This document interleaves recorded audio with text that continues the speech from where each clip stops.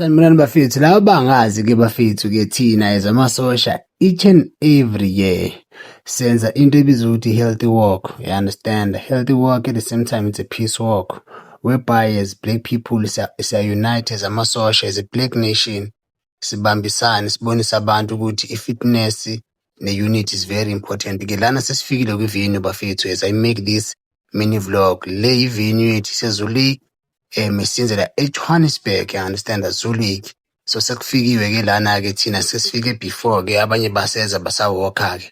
So mase sifika lana-ke laba sebhizi balungisa i-sound system, balungisa i-stage kwenzela ukuthi i-program izohamba kahle because at the same time lana we were giving awareness to those who are disabled, you understand, laba abadinga i-special needs, you understand, because mesibacelebrate at the same time siba-acknowledge, you understand. So one of the things about us bafethu thina silidwa inkosi yomoya, which like Baba uZulezwe, yabo inkosi yomoya-ke inkosi yamakhosi yomoya kusho ukuthini lokho? Kuloko kusho ukuthi under his guidance as amasosha. So uyena osifundisayo ukuthi as black people kumele sizazi, sazi identity yethu and sizithande njalo, yayibona lento leyo, sizazi undermine and sizi-embrace ukuthi yayibona lento leyo, and silandele nendlela zokhokho bethu ngokweqiniso. So sesifikile-ke lana-ke bafethu, ngokumnandi kunjana kusaprepariwa and we are here, we are waiting for more, you understand. Le inkosazana yami bafethu, yabona si-highlight to the vlog.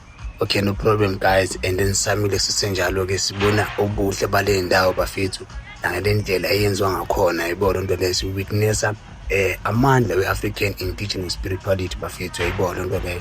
And then nathi siya-witness ukuthi azini kahle kahle as black people siyakwazi bayi-part of into ezinhle, yayibona lento leyo bafethu.